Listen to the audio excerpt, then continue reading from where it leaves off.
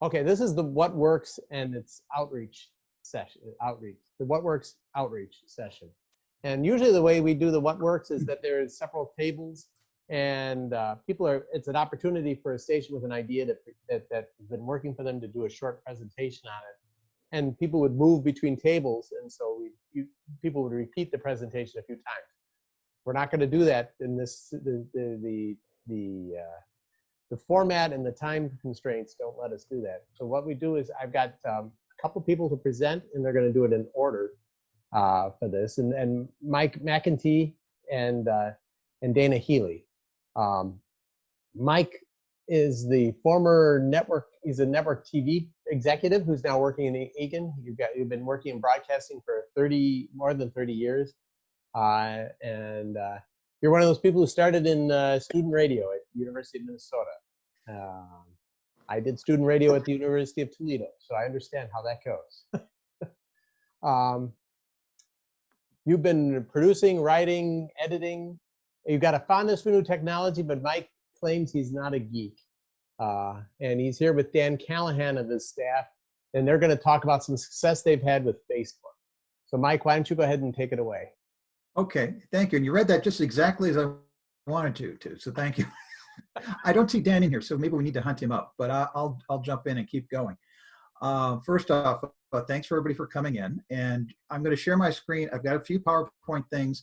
We'll make them brief because I know people just don't love PowerPoint, but let's see if we can make this work. Hang on. And share. All right. And are you seeing?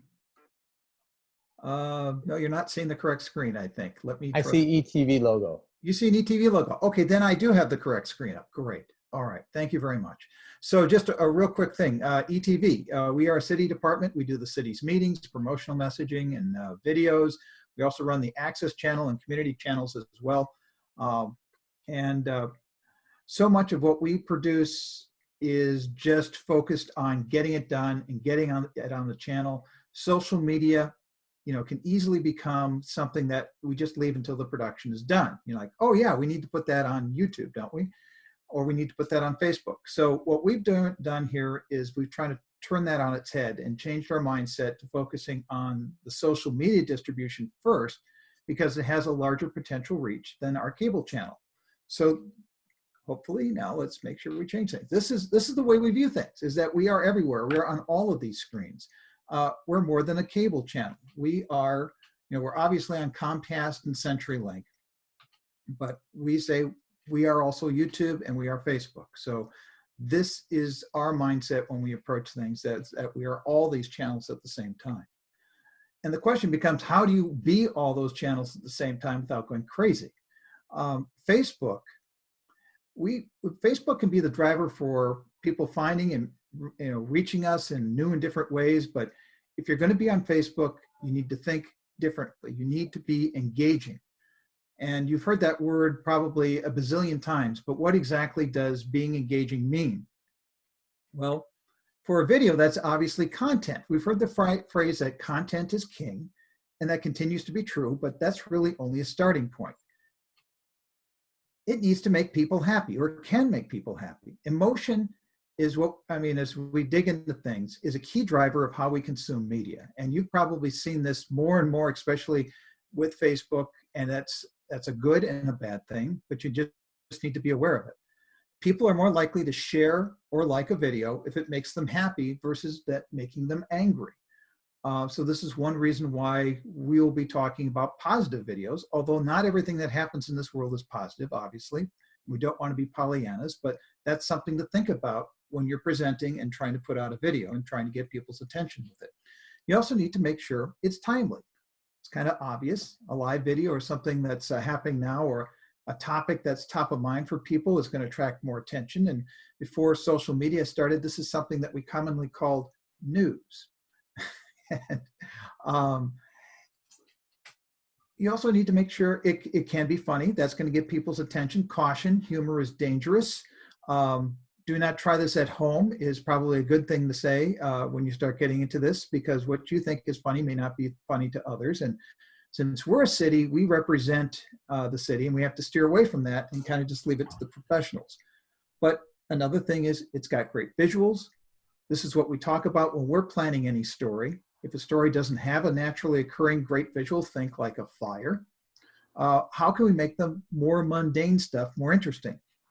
This is when we get into time lapse using gimbals, GoPros. All these are pretty inexpensive tools, but we need to think about employing them, and we need to think about employing them before we get out in the field, before we even start the story. And then probably most importantly here with Facebook is that you understand the what's in it for me real quickly. This dates back to when I was working network news. We'd always ask ourselves, what is in it for me? Why am I going to pay attention to this? This would drive how we'd write the teases, how we'd write the lead, what visuals we pick. And exactly, it's the same thing here when you're dealing with Facebook. You need to think about that as to make these things as succinctly and quickly as possible, because Facebook is a very fast medium. I mean, I'm not telling you things that you probably don't know, but we're just talking about things in the format that we need to deal with them. So what's different about Facebook? Well, we know, you probably know this, but most people watch it on mobile, not desktop. By default, the audio is off, and that's a real important thing I think we all know, but how do we deal with that? And that's an important issue. And then people are scrolling by really, really fast. So you need to get people's attention in 3 seconds. 85% of people watch Facebook with the sound off. So how do you overcome that? You need to use graphics that are on the screens. We use captions a lot, and we also use burned-in graphics. There's the SRT format, which is basically a closed captioning that you can have YouTube create. We download those, and then we upload them to Facebook after we've timed them out correctly. It's a little bit of a hard workflow sometimes, but it's worth it, because when people see the text in Facebook, they tend to read and engage with your video a little bit longer. This is typical for a Facebook video. People will watch, as you see, just a few seconds, and then attention span really drops off, even in this 30-second video. So what we've done is I've given these kind of analytics to our team. And once they saw that their content, dropped off so quickly, it opened up their eyes. They want their stuff to be seen. So sharing analytics within your team is going to help people be better in what they do. And then let's talk about what other changes you need to make when you're doing a Facebook video. And you've probably seen this. Am I going to be 16 by 9? Should I be square? Should I be 9 by 16?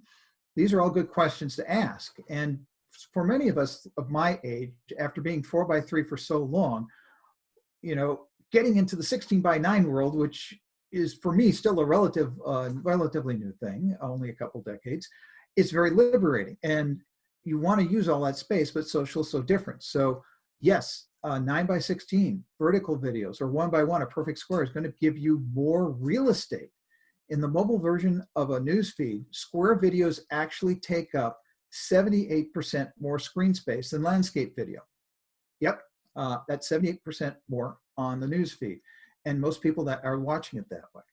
So how do we take advantage of that? I'm going to give you one example and one example only, and then Dan Callahan's going to join me here. We're going to talk about how we do this, and also how we do this so that it happens regularly and it's not a workflow suck. This is something, we do videos that are called Positively Egan. And it is, as it sounds, positive stories about Egan. We don't want to make them being clickbait or Pollyanna. This is a reading program that we did a story about it. There's a soundtrack for this, but I want to quickly play it for you and show it to you how most Facebook viewers would watch it, just to give you an idea of how this works. And Dan's doing a great voice narrating this, by the way, at the same time.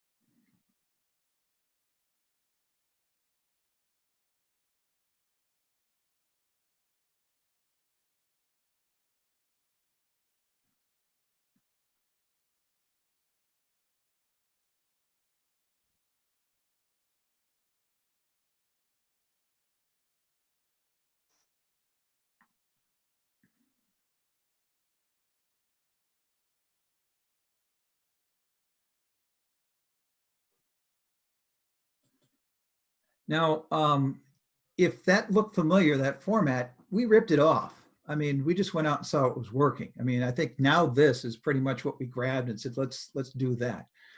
But when we did that, we got much more engagement on the video. It got much more shares. It was a much more successful video than it normally would have been. And this is one that we did here now. I think, Dan, I think this may have been almost a year or year and a half ago. And we said, we got to do this. We got to do this more. So we started doing this. We were creating for Facebook, we were creating for YouTube and our channel. That often meant doing 3 different edits. And now we do just one. And that's because of a tool Dan found that he uses in Adobe Premiere. Dan is our client services coordinator and operations supervisor. He is celebrating 15 years with ETV, and he's been an executive producer at several of the TV stations here in Minneapolis and St. Paul, and is an expert storyteller and editor. And I'm going to let him pick it up from here. Okay, so there's a new plugin for Adobe Premiere 2020 called Auto Reframe. And what it does is, instead of what I've been doing all this time, is taking a 720 by 720 square and then making that into shifting video around to make sure that it fits in the center of that square. I would do that, and then I would copy over that all those clips into another 16 by 9 sequence for YouTube, because it takes a normal size. But because I had already moved the video clips to fit in the center of that square piece, I would have to, in the 16 by 9, then readjust all the clips to fill the entire 16 by 9 frame. Auto Reframe will do that automatically using artificial intelligence. So you'll build your 16 by 9 frame and do your project. And then if you have to make a square version for Instagram or Facebook, you literally go click on your sequence and you go up to sequence and then go down the drop down menu to auto reframe, and then it brings up a dialog. You choose what your output is going to be, say it's square, and decide if it's got fast motion or slow motion, or use the default setting. You'll literally click on OK, and it figures out what should be in the center of the frame and automatically moves all of your video for you by keyframes automatically. So something that was a chore in a minute video where I'd have to move each clip to get to the right area or expand it to fill it, you can literally do it in 15 seconds. You can go back in and edit the keyframes if you want to adjust individual things if it hasn't got that stuff there. But otherwise, it's automatic, and you don't have to worry about doing it manually anymore. And it will save you tons and tons of time. I've got a video, but I'm not sure exactly if I'm going to be able to play it or not. No, hang on a second. I'm trying to navigate back here.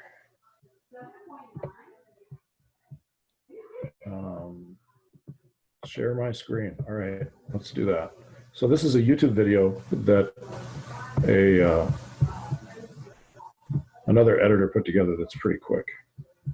So let me just find out which of these desktops is the right one. And Dan, make sure to share your computer sound when you do that. How do I do that, Mike? there's a little click box at the bottom of the choices that you have when you pick your screen. It says share computer sound at the bottom. So.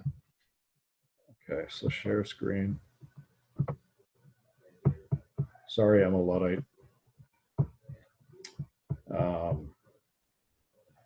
Let's hope this is the right one.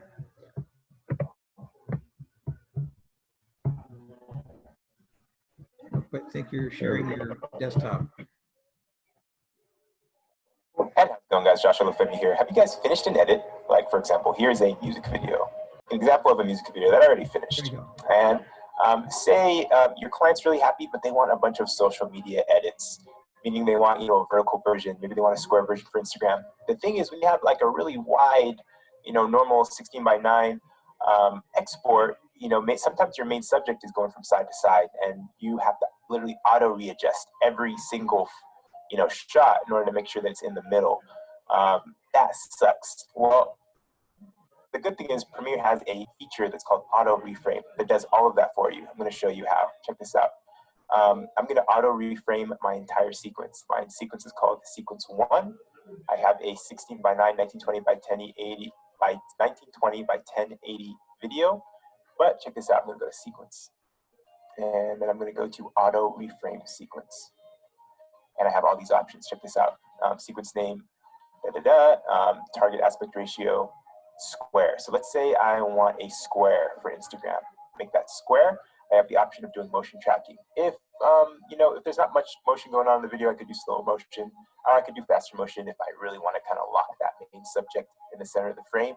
I usually do default. Default is good for videos that have both fast and slow motion. And we're going to do create, and then you have to give it a second. So the cool thing about auto reframe is it tries to track the main subject. It tries to track, I believe, like hands and bodies and heads, I believe. And what it basically does is it tries to figure out what the main subject is in the frame and then keep them. See, I just saw it take effect.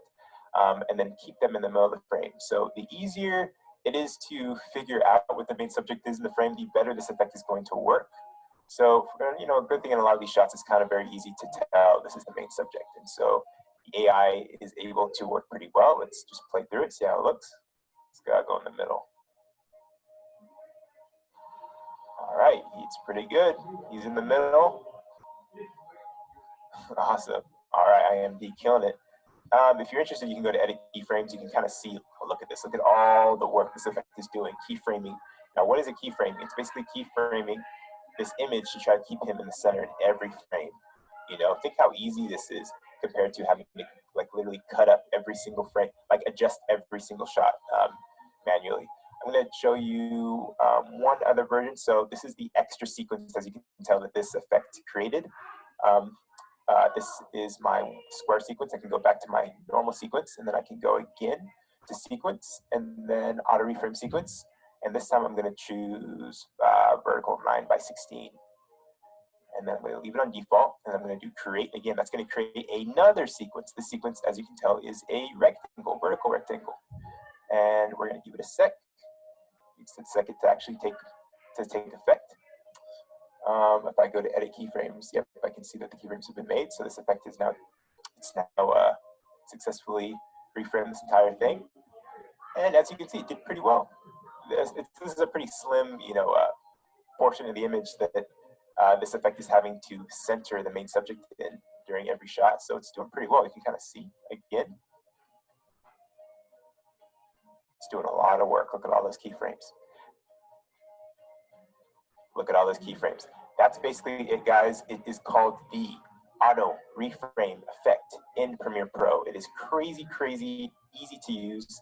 It's something that I would suggest using during your next project. Your client will love you. Try it out. Thanks so much for watching the video, guys. I actually have 2 additional videos that you've got to watch. And remember to get your free month of Envato Elements by clicking the link below in the description. Lastly, make sure to subscribe to the channel. Thanks so much for watching, guys. And as always, remember to keep it chill.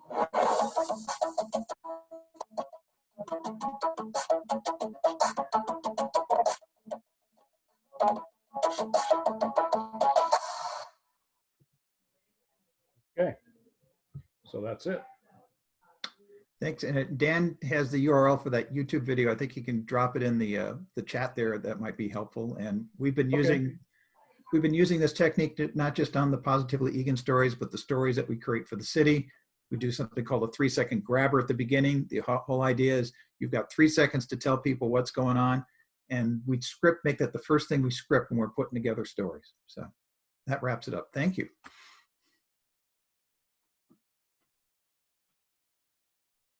I can find my mute button. That's that's great. Thank you very much. I was noticing it was a lot like what happens with the image stabilization when it's correcting for it. That was kind of interesting.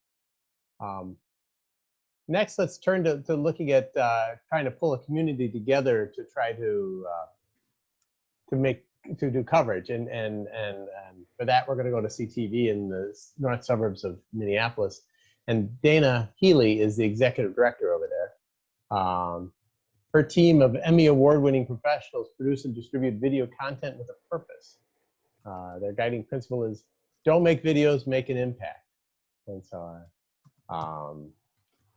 Dana's got 2 master's degrees earned while working full-time. Her passion is discovering and planning effective communication strategies to help municipalities, nonprofits, and businesses reach their target audiences. She also holds a 3rd degree, black belt, in karate, which she only occasionally uses in business. So Dana, take it away. Thanks. Yeah, that black belt comes in handy for board meetings. So I'm going to be sharing my screen here for you. Can everybody see that? Great. So thank you for the great introduction. I'm with CTV North Suburbs. We're a nonprofit organization based out of Roseville. We're a digital media production partner that serves cities, government, municipalities, and nonprofits that are really looking to connect and engage with their community. So today I will be speaking about connecting to the community in times of uncertainty. So during the pandemic, our schools have been diligently working on creating ways to execute a quality education for our students. How did CTV help during this time? We provided more informational access to the grown-ups and the parents that are making decisions for their children's education and health and well-being. So I'll be telling you a little bit about that today. But before I jump into that, I just wanted to give you a little background information about CTV. Despite the pandemic in 2020, we've served over 70 government entities and nonprofit entities in webcasting and video production, including Ramsey County as a trusted messenger. That's our local county. And we are also the production team behind the Governor Tim Walz's addresses, translations in Spanish, Somali, and Hmong. So reaching an audience of about 60,000 people on Facebook and 5,400 people on our website per month, we've been tracking to be the go-to resource for local information.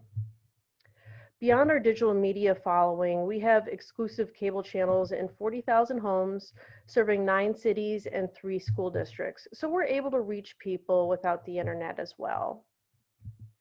The CTV's dedicated staff make viewership of the city's meetings and special events possible. This is integral to our strategy to be as transparent and welcoming as possible. This is one of our partner cities, city administrators.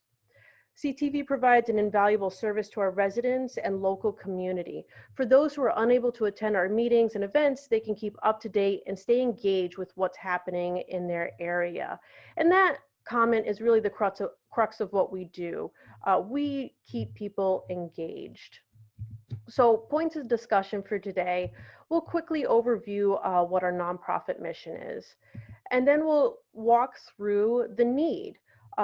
What CTV is doing to serve the community during this pandemic, specifically citing a case study that we recently did for the St. Anthony New Brighton School District Hall for Parents, and how it positively impacted the community. And to wrap up, we'll figure out how to translate this so your community media centers could adapt some format that this could take place in as well. The mission. We produce community-focused digital media to educate and engage. Through community needs assessments and candid conversations, we discovered that people were really interested in access to information. So what does that look like? The need. Municipal meetings. We're the go-to resource for access of city meetings on cable and the web. We have 9 cities in our Joint Powers Association and 5 more that contract services with us. Community events. Like many of you, we do high school sports, local parades, a lot of community-related events. Local politics, that's been taking up a lot of our time lately. With the closing of many of the local newspapers, there's a void of information surrounding local politics. So we record candidate profiles and political forums to keep people informed. Quick little sidebar, I was on Facebook this morning and I saw on a group message, somebody said, is there any other local politics information about the races coming up other than CTV? And there was multiple response that said, no, CTV's it. So we really take that responsibility to heart, that we are the people getting that information out to the community. And town hall events. This is the focus for today's conversation. We host, record, and webcast important informational meetings for the community. As schools started, we help school districts directly relay information to parents in an accessible and transparent way. So let's kick it off right into the case study. So the St. Anthony New Brighton School District hosted a closed informational Zoom meeting 2 weeks prior to the start of school to provide parents with information about safety and virtual learning environments. The 100-seat Zoom meeting was quickly filled to capacity. There was hundreds of parents that could not gain access to the meeting. Building on the school's foundation of inclusion and transparency, the leadership team reached out to us and said, we need a do-over. They wanted to ensure that everybody could access the meeting and connect with the leadership. This is a really strong move by the school district, and I admire them to do this. The parents were armed with pointed questions, but ultimately, at the end of the event, the parents were very grateful on the content. So I'm going to walk through how we did this. We built a social media campaign to tell the community about the town hall meeting 4 times a week via Facebook, email, Twitter, and Instagram. We posted Canva created content with the Zoom link embedded in each post. People consume content differently, so we wanted to make sure we were able to get that content to every platform and every demographic. Beyond that, we increased the 100-room Zoom meeting to a 500-room Zoom meeting so that people would have enough space when they were logging on.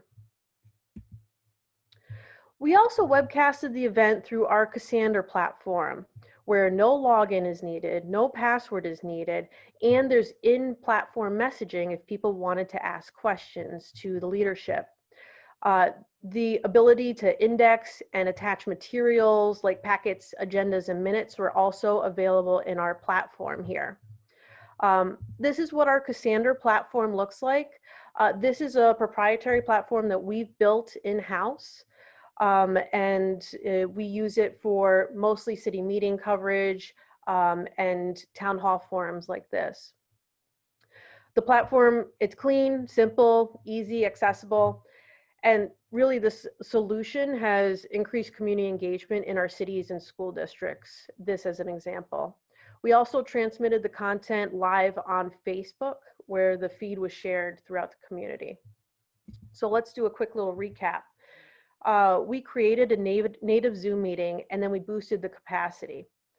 Then we advertised that meeting on 4 different social media platforms, including email. And then the final town hall event was shown on cable, Zoom, Cassander, and Facebook.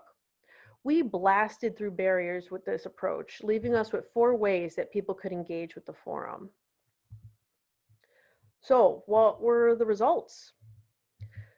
Reaching over 5,400 people on social media through Facebook.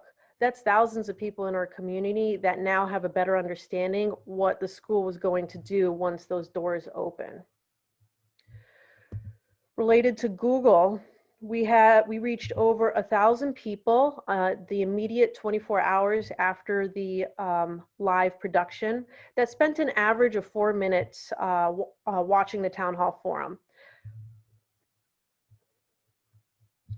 So beyond that, we use a Wowza web server that allows us to track who is watching at any given moment. So at any given time during the live production, we had 100 to 120 people watching through this avenue as well. So we only had 5 days to pull this together and to promote it. So that as we move through the pandemic, information moves so quickly. And even though we had 5 days, I feel that the team did a very strong delivery on this. And we're continuing to learn ways to funnel information to the community. And as we work more with the community, we're becoming a stronger resource for them as well. So how can we translate this approach for your media centers? Identify hyper-specific needs in your community. The more specific, the better. In this case, there was a multifaceted access of information to the grown-ups and parents of these students that needed to happen. Once you identify that specific need in your community, develop a specific service offering that alleviates that need. Our unique combination of social media design and coordination, paired with our built audience of the local community and our webcasting abilities and production tools, it was clear that we were literally the only entity that could solve their problem. Appeal to the decision makers on why they need you. Approach your decision makers with a fully vetted out plan. We created a proposal, which was a lot of front end work. Once they knew that they had an issue, we were there with a solution. Again, my name is Dana Healy with CTV North Suburbs. My contact information is on the screen. If you'd like to take a screenshot of it, I'd be happy to answer questions or talk more offline. Thanks a lot.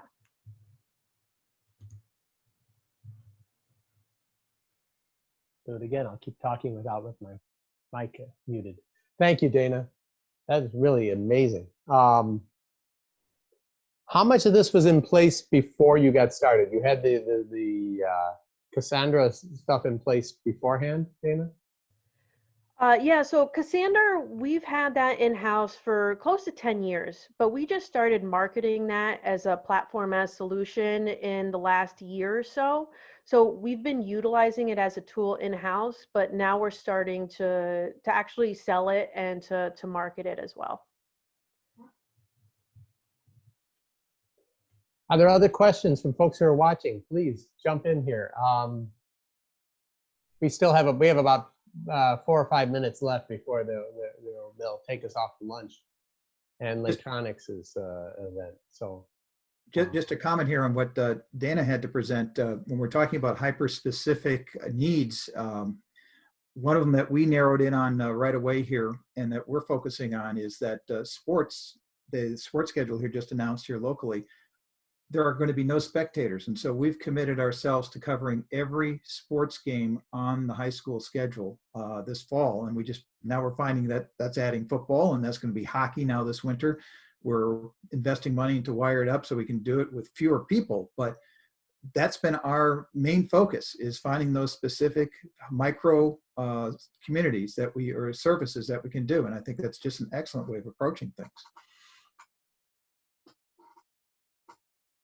yeah, do you have to do the women's sports too? And Yep. We're trying to figure out how to do track at the moment. So cross country, I should say. That's really, but Yeah. swimming, they don't even allow the other team in the pool. So we're a guest in, and we have got, tons of people watching where we would normally have nobody watching what we're doing.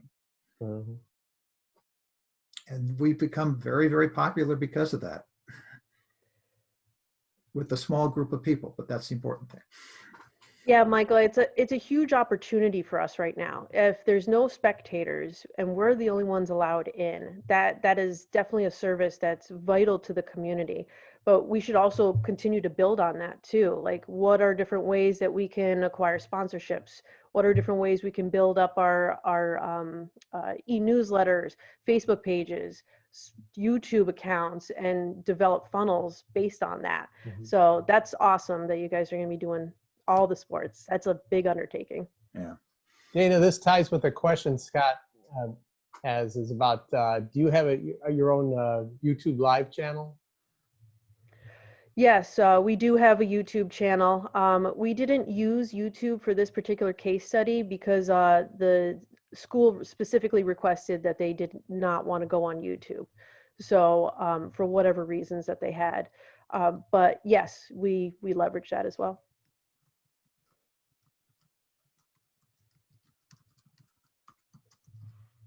Other questions from folks? I know it's a lot to get hit at real fast on these.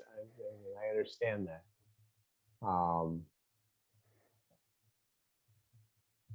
Let me say thank you before we get switched over to the other room. because this was really helpful on both of these things. I took some notes to take back to our folks in Chicago. So Hey, can I ask a question? sure. Regarding Michael, what you just said about being, the only game in town as far as sports broadcasts, if they're not letting spectators in. This is a little off topic, but I'm just curious. Then do you leverage that if you, when you're looking for sponsors then for your sports broadcast, or do you not typically look for sponsors for your sports broadcast? I don't know how you do it. We have typically not looked for sponsors for our broadcast. That's something that in the long term we need to look at. But right now we're busy building a brand that kind of basically vanished over the last several years. And so we're reintroducing ourselves to people. So I think we're looking at it as levels. This is the first level. Hi, we exist and we do something important for you. Next level is going to be building on all those things that Dana just mentioned. Okay, just curious. By the way, I grew up in Burnsville, so I love Burnsville Egan.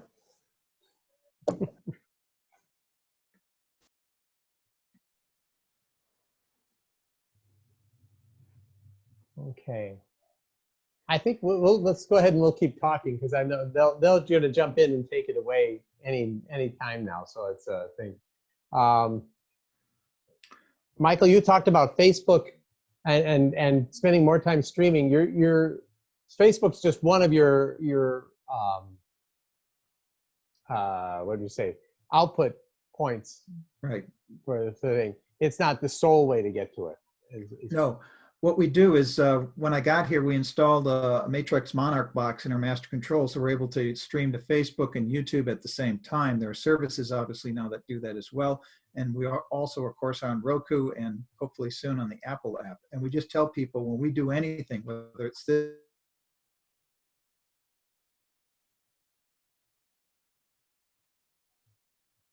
debate or whatever, we give them the audiences as opposed to making the audience come to us. That's great. Your audio dropped out for me for a second there, but it's, I hope everybody else still was able to get you. Yeah, I think it dropped. My internet decided to take a Comcast, as I say. So It could be Comcast at either of our ends, I'm afraid. yeah. I asked that because I know of a city that's kind of ignoring its cable channel and sending things to Facebook, and so that's why it was concerning to me because that's just, I know people who don't do Facebook and purposely don't do Facebook, and so that would be a group that would be no longer able to get to the city events.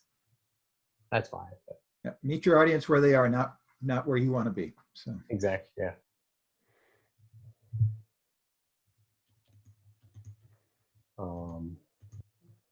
Anybody else for questions and stuff?